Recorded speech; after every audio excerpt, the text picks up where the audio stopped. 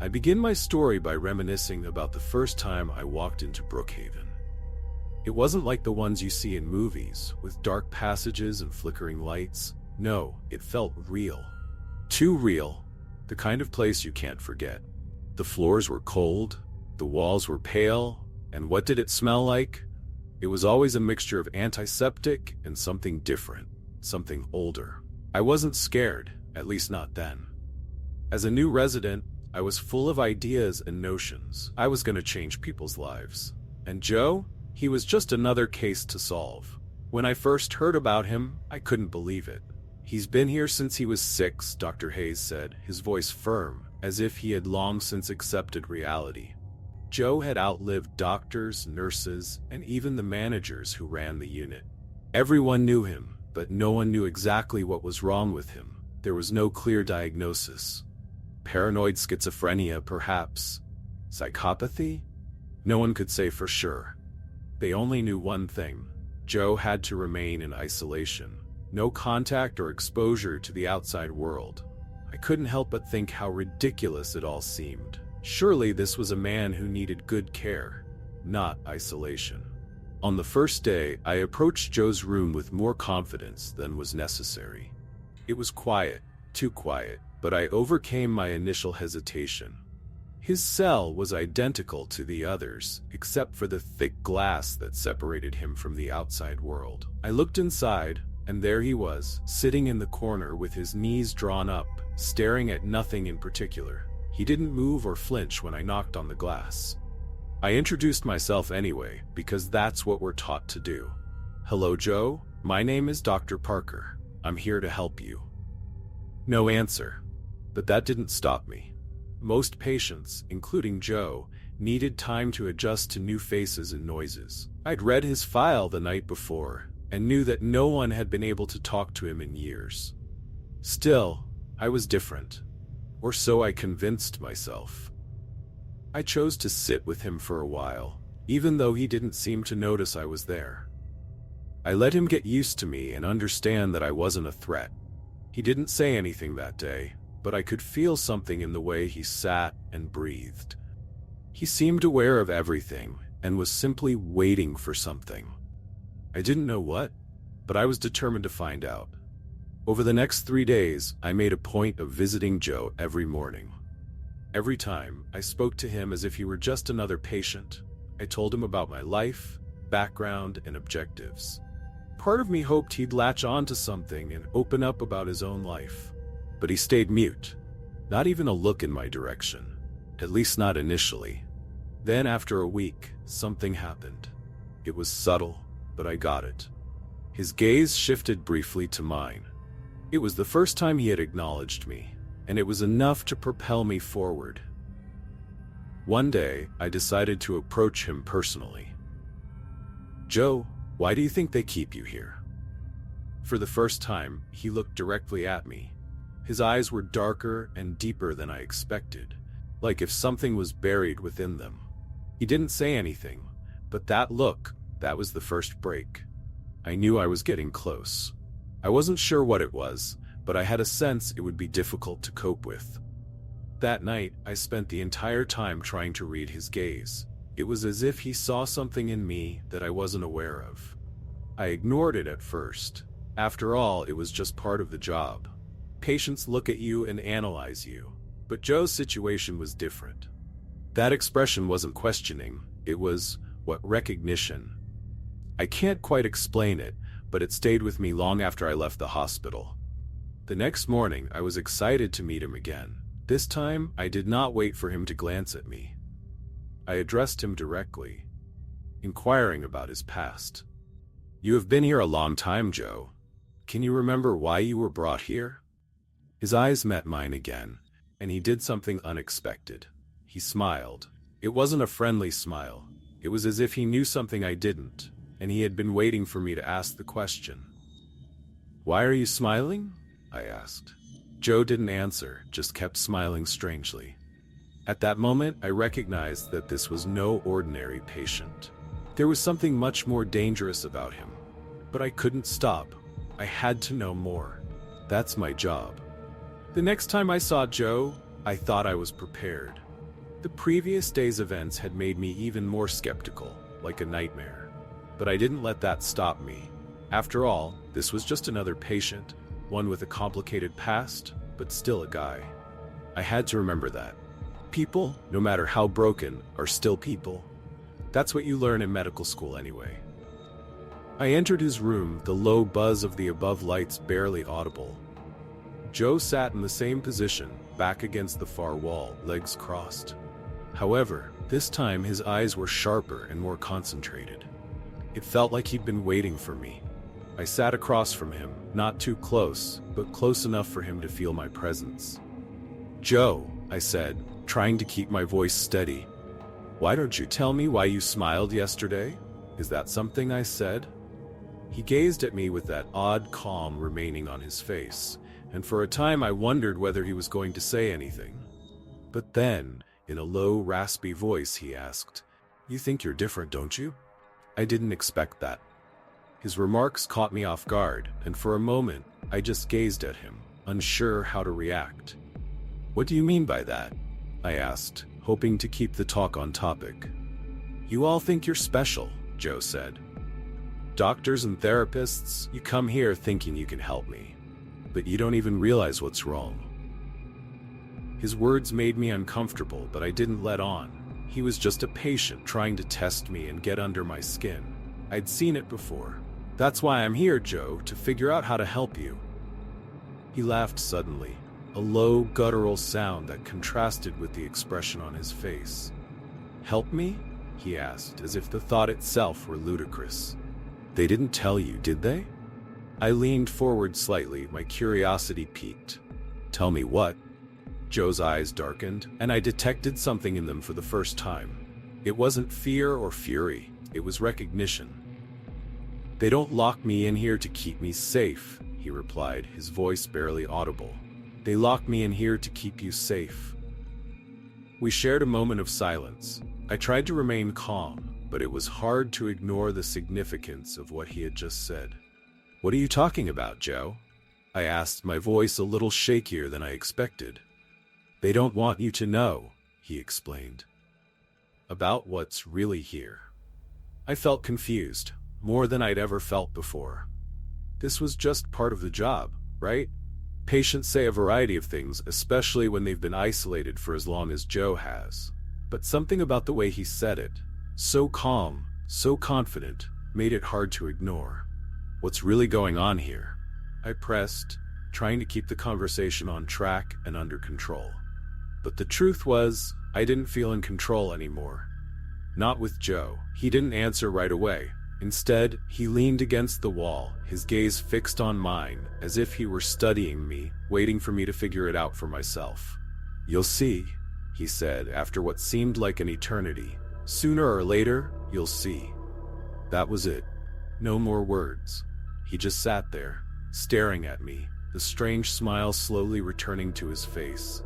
And for the first time since I'd started working at Brookhaven, I felt something like fear. Not because of what Joe had said, but because I couldn't stop thinking that maybe he was right.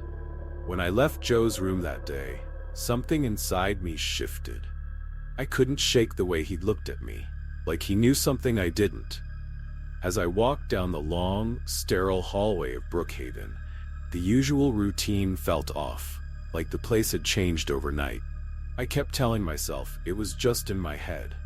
I mean, patients like Joe, they get under your skin if you let them. They test boundaries, mess with your thoughts. But this felt different. I tried to brush it off, thinking about how many times I'd been in situations where a patient pushed too hard, tried to make me doubt myself. It's part of the job. But that evening, I found myself replaying his words in my mind, over and over again. "They lock me in here to keep you safe." What the hell was that supposed to mean? I'd heard a lot of strange things in my career, but this was sticking with me in a way that I couldn't explain. The next day, I was determined to keep things professional. I convinced myself it was just Joe trying to play mind games. But when I sat down in my office, ready to review his file, I realized something odd. There was barely any information about him. No details on his past, No notes on his condition beyond a vague mention of psychosis. It was like he didn't exist before Brookhaven. That's not normal. Every patient has a history, a paper trail. So why didn't Joe? I called up Dr. Simmons, the psychiatrist who'd been treating Joe before I took over. He picked up after a few rings, his voice distant, distracted. Yeah, what's up? Hey, I wanted to ask you about Joe. Joe Miller, I said, trying to keep it casual. There's not much in his file. Did something get left out? There was a pause on the other end, longer than I expected. Joe Miller? Yeah, about that. Dr. Simmons sounded hesitant, like he was choosing his words carefully. Look, I didn't spend a lot of time with him. He's a special case, the kind of patient you don't dig too deep into. Special how? I asked, feeling that unease creeping back in. I need more than that. You'll understand soon enough, he said, his voice lowering. Some things, it's better not to know. That wasn't the answer I was looking for. What the hell does that mean? I snapped, frustration bubbling up, but Simmons had already hung up. The call left me with more questions than answers, and I was beginning to feel like I'd stepped into something I wasn't supposed to. Later that night, as I sat at home, my mind wouldn't let it go. I found myself sifting through old records, trying to find anything that might give me more insight into Joe's past. There was nothing. No arrest records, no previous hospitalizations, no family history. It was like Joe appeared out of nowhere, and that wasn't just unusual, it was impossible. I didn't sleep well that night. My mind kept circling back to that look in Joe's eyes, that strange grin. It felt less like a patient and more like a warning, like he was telling me something without saying it outright. I started wondering if Dr. Simmons had the right idea after all. Maybe some things are better left unknown. But I couldn't let it go. By the time my next session with Joe rolled around, I wasn't sure what to expect. I entered his room, determined to get to the bottom of things, but the moment I saw him, sitting in the same spot with that same calm expression, my confidence wavered. "Joe, we need to talk," I said, trying to keep my voice steady. He looked up at me, almost as if he'd been waiting for me to ask. "You've been digging, haven't you?" I didn't answer right away, but I didn't need to. The look on his face told me he already knew the answer. I didn't answer Joe's question right away. Instead, I sat down across from him, trying to read his face. There was something unsettling about how calm he was, like he already knew everything I had discovered, or rather, everything I hadn't. "What do you mean, digging?" I finally asked, keeping my tone as neutral as possible. Joe leaned back slightly, folding his hands on his lap, that ever-present smirk still there. "You've been looking for answers," he said, his voice steady, almost soothing. "But there aren't any in those files, are there?" He wasn't wrong.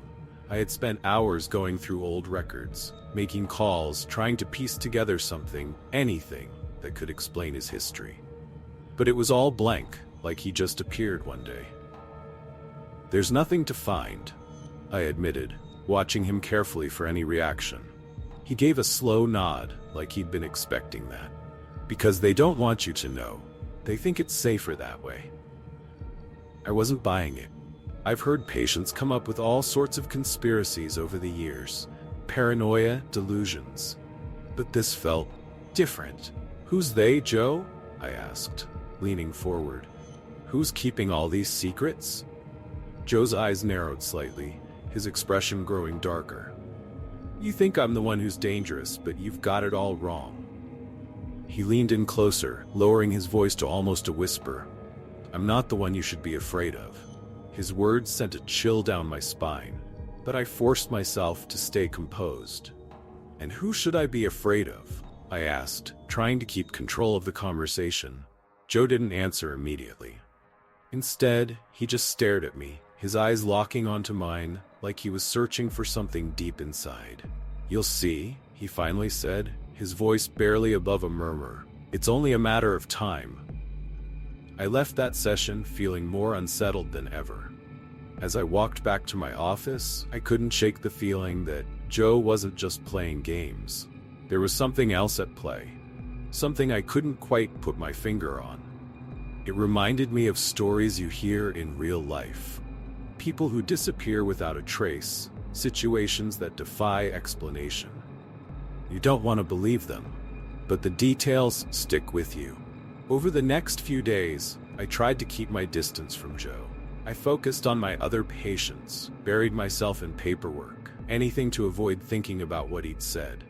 But no matter how hard I tried, I couldn't get him out of my mind. Every time I closed my eyes, I saw his face, heard his voice. I'm not the one you should be afraid of. It wasn't long before strange things started happening. It began with little things, papers going missing from my desk, lights flickering in the hallways, doors I knew I'd locked somehow left ajar. At first I told myself it was just my imagination, or maybe I was being careless. But then it got worse. One night, as I was finishing up late, I heard footsteps in the corridor outside my office. I looked up, expecting to see one of the night staff, but the hallway was empty. I stepped out, looking around, but there was no one there. The air felt thick, like something was wrong, but I couldn't figure out what. Then I heard it. Joe's voice, faint but unmistakable, coming from down the hall. You'll see. I stood frozen in the hallway, staring into the emptiness where I thought I'd heard Joe's voice. It echoed faintly in my mind. You'll see. The rational part of me wanted to dismiss it, to chalk it up to exhaustion. But deep down, I knew it wasn't that simple. Working in this place, you learn to trust your instincts. Something was wrong, and it had been for a while. As I turned to head back to my office, the lights flickered again. My first thought was to get out, just leave for the night and come back fresh in the morning. But something stopped me. Call it curiosity or foolishness, but I felt this pull to figure out what was happening. So instead of leaving, I found myself walking down the dim corridor toward Joe's room. I could hear the faint buzz of the fluorescent lights overhead, but other than that, the place was dead quiet. When I reached Joe's door, it was slightly ajar. That wasn't right. I was sure I'd closed it after our last session. I pushed it open slowly, half expecting to see him sitting on his bed, grinning like always. But the room was empty. The bed was neatly made, the chair by the window untouched. It was as if no one had been in there at all. My gut tightened. I glanced around the room, looking for any sign of where he might be. Then, out of the corner of my eye, I noticed something strange, a piece of paper folded neatly on the small desk. I walked over, my heart pounding in my chest as I unfolded it. The handwriting was messy, rushed, almost frantic. It was a single sentence. You're not as safe as you think you are. A cold sweat broke out on my forehead. Joe was playing some kind of game, but I wasn't sure what the rules were. I shoved the note into my pocket and turned to leave the room. But just as I reached the door, I heard it again. Footsteps, soft, deliberate, coming from down the hall. I wasn't alone. Who's there? I called out, my voice steady, but inside I could feel the panic rising. No answer. I stepped into the hallway, scanning the darkness for any sign of movement. The footsteps had stopped, but the feeling of being watched lingered, like a shadow that refused to disappear. I took a deep breath and walked quickly back toward my office, every instinct telling me to get out of there. But as I reached the end of the hallway, something caught my eye. One of the security monitors on the wall was flickering, the camera feed showing static. But in between the bursts of static, I could make out a figure, someone standing in the stairwell, just out of view. I stared at the screen, trying to get a clearer picture, but the figure never moved. It just stood there, motionless, like it was waiting for something, or someone. My heart raced as I fumbled for my keys, barely able to keep my hands steady. I needed to leave now. As I reached for the door, my phone buzzed in my pocket. It was a message. With shaky hands, I pulled it out and glanced at the screen. There was no name, no number. Just another message, short and cryptic. You're getting closer. I didn't know what was happening, but it felt like I was being pulled deeper into something I didn't understand. I stood there, staring at the message on my phone. My hand clenched around it, like it would somehow stop this strange game. You're getting closer. Closer to what? I felt this mix of fear and frustration creeping in. The kind of frustration you feel when you know you're missing something obvious, but fear is clouding your judgment. It was like trying to piece together a puzzle with missing pieces. I looked back at the security monitor. Nothing. The figure was gone. I had two choices: leave now and pretend none of this ever happened, or dig deeper. I've never been the type to back down from a challenge, even when every fiber of my being was screaming at me to get out. So, against better judgment, I decided to head toward the stairwell. The thought of going there made my skin crawl, but I couldn't shake the feeling that this was where I needed to be.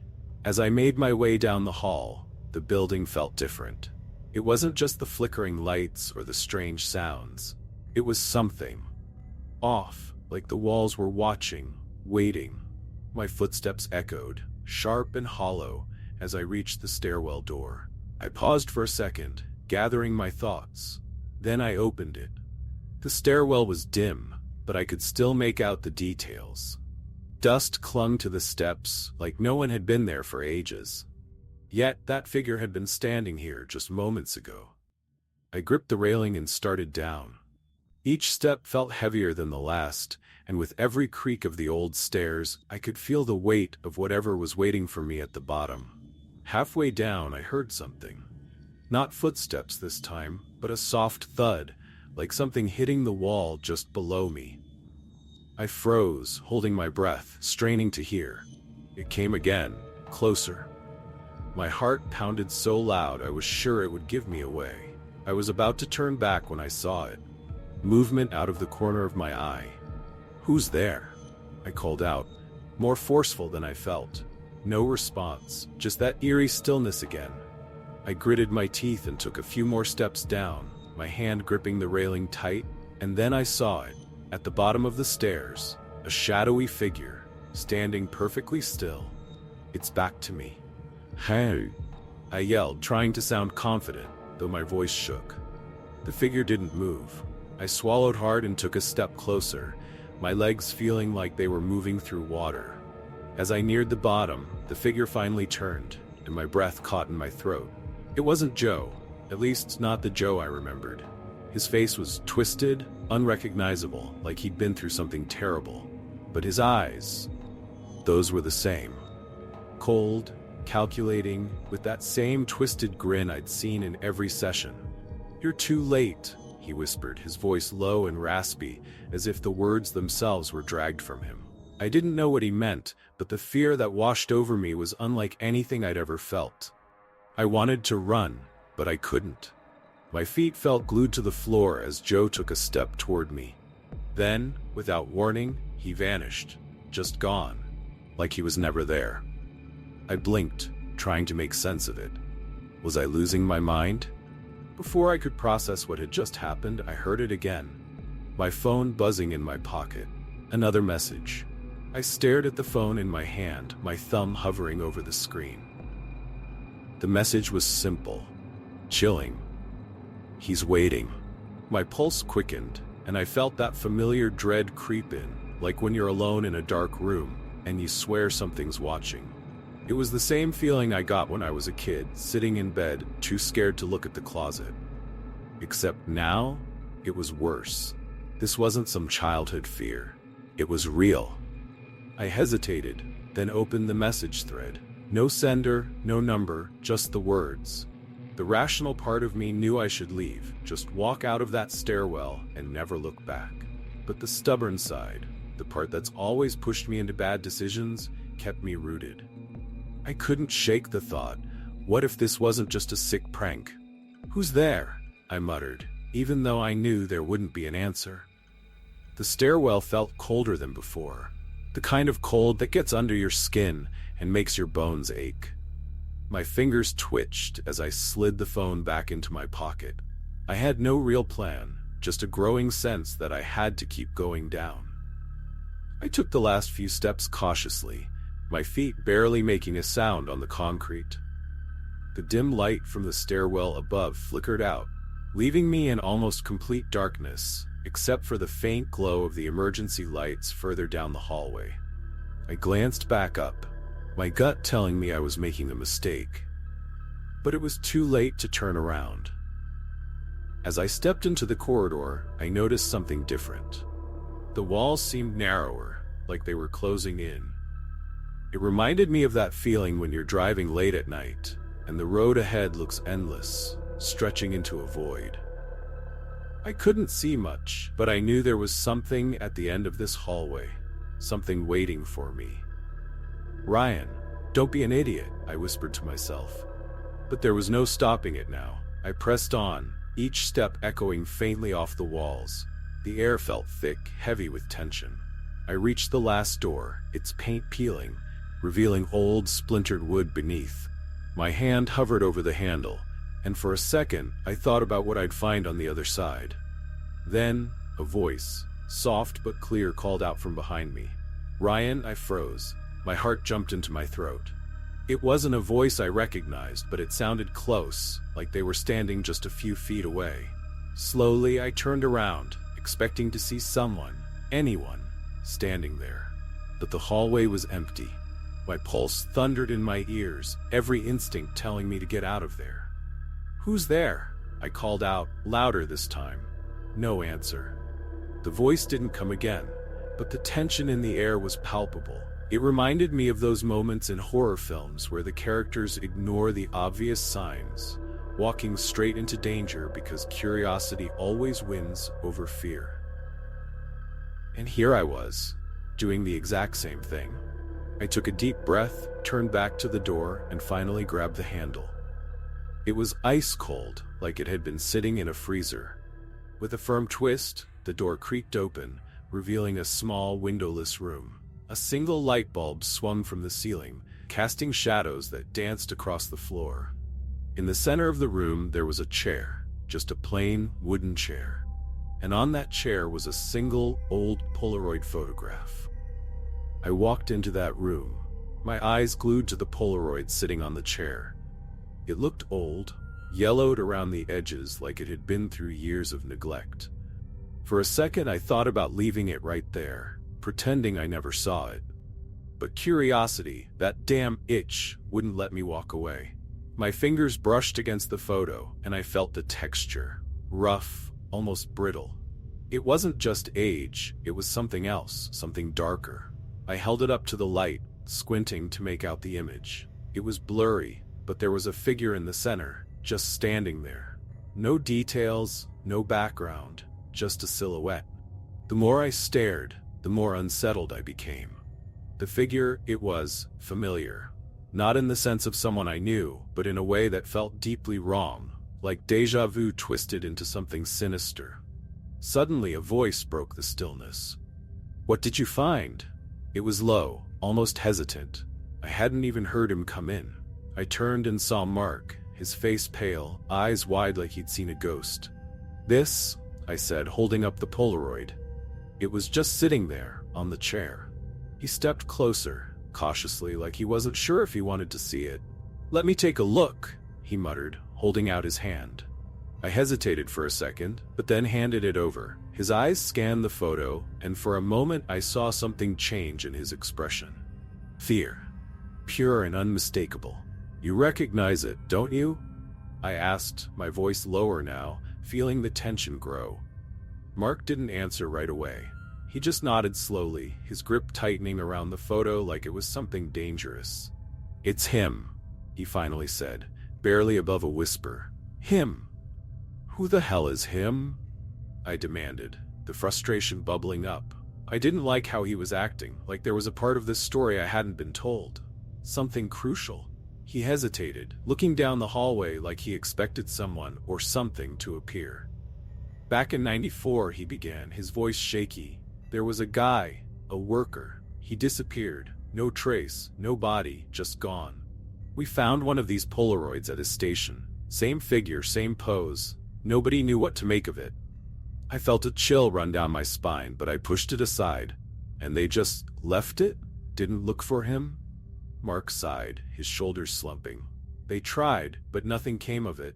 A missing persons case, filed away and forgotten. But we kept finding more of those photos every few years. Always the same figure.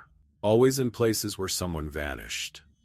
His words hung heavy between us, the reality of it sinking in. This wasn't just a weird photo. This was a pattern. So what? You think this figure is responsible? I asked, trying to wrap my head around it. Mark didn't look at me. Instead, he kept staring at the photo, like it held all the answers. I don't know, he said quietly, but if this photo showed up here, it means something's about to happen again. And we might be next. For a moment, we stood there in silence, both of us knowing we'd crossed into something we couldn't explain. Something real. Mark's words hit me like a punch to the gut, leaving a cold knot in my chest. We might be next. It wasn't just fear. This was real. I had seen enough over the years to know when something was off, and this went way beyond coincidence. I stood there, feeling the weight of the Polaroid in my hand, and all I could think was, what happens now? I turned to Mark, trying to gauge his expression, but he looked distant, lost in thought. We can't just sit here, I said, trying to sound more confident than I felt. We need to do something. Maybe there's a way to figure out what this thing is, or how to stop it. Mark shook his head slowly. There's nothing to figure out. Every time that figure shows up, someone disappears. No explanations, no clues, just gone. His voice was flat, resigned, like a man who had already accepted the inevitable. We need to get out of here. I could feel the panic creeping in. My pulse quickened as I glanced around the room. Everything looked normal. Just an old station, with dusty furniture and forgotten tools. But that sense of unease gnawed at me, like the room was shrinking, the walls closing in. Leave? Where do we even go? If this thing wants us, how do we outrun it? Mark's eyes met mine, and there was something desperate in them. I don't know, but staying here feels like waiting for it to come knocking, and I'm not ready for that. For a moment, I considered it. Just bolting, running as fast and far as we could. But something told me it wouldn't matter. Whatever was happening, it wasn't bound by distance. The figure in the Polaroid, it felt like it was already watching, waiting. I took a deep breath, trying to calm my racing mind. Let's think this through. There has to be a reason why these photos keep showing up. Maybe it's connected to the place. Maybe it's tied to something that happened here. Mark was quiet for a long time, his fingers gripping the edge of the table until his knuckles turned white. You really think we can figure it out? He asked, his voice barely above a whisper. I nodded, even though doubt was crawling up my spine. We have to try. If there's a pattern, if it's tied to this place, we need to know why.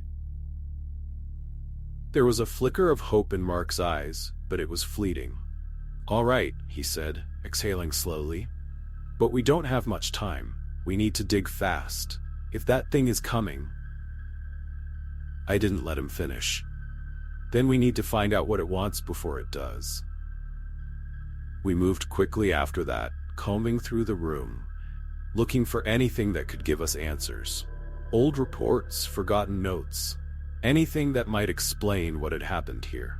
But with every minute that passed, the air seemed to grow thicker with anticipation, like the clock was counting down to something inevitable.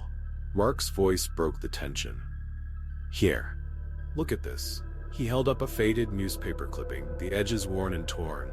The headline made my blood run cold. Mysterious disappearance at local station. Worker still missing after 3 weeks. I stared at the article, feeling a chill settle deep in my bones. That's him, isn't it? I asked, my voice hoarse. Mark nodded, his face pale. It's the first guy, the one from '94. We both knew what this meant. The figure in the photo wasn't just a symbol, it was a warning. A sign that history was about to repeat itself. I couldn't shake the feeling that we were running out of time. Whatever was coming, it was getting closer. Mark's hands trembled as he read the article out loud. His voice wavered on certain words, the fear seeping through. Missing for 3 weeks, no trace left behind. It wasn't just a coincidence anymore. We weren't imagining things. The guy from '94 had vanished without a clue, and here we were, standing in the same station, facing the same fate. I could feel my stomach tighten, but I had to stay sharp. "We need to find more," I urged, trying to sound calm. "There has to be something in this place. Anything that could explain why these disappearances keep happening." I searched Mark's face for a reaction, but he just stared at the newspaper, his mind somewhere far away. "Maybe it's not about the station," Mark mumbled, barely audible. "What if it's about the people? Maybe it follows us, waits for the right moment." His words hung in the air, heavier than I wanted to admit. He might have been right. This wasn't a normal haunting, if you could even call it that. It felt personal, like this thing had been watching, waiting for its next move. I shook my head, trying to focus. We need to think logically. If it's tied to the place, there must be something we're missing. Maybe there's a pattern. The workers, the timing of the disappearances. There has to be a connection. Mark's eyes flickered with something. Hope, maybe? "Okay," he said, standing up straighter. "But we need to hurry. Whatever this thing is, it's getting closer." He glanced nervously at the door, as if expecting it to burst open at any moment. I couldn't help but follow his gaze. We spent the next hour combing through old documents, anything that might give us a clue. The more we dug, the more unsettling the details became. Previous workers had reported strange sightings, unexplainable noises in the middle of the night, and odd figures lurking just out of sight, but it was all brushed off as paranoia or exhaustion until they disappeared.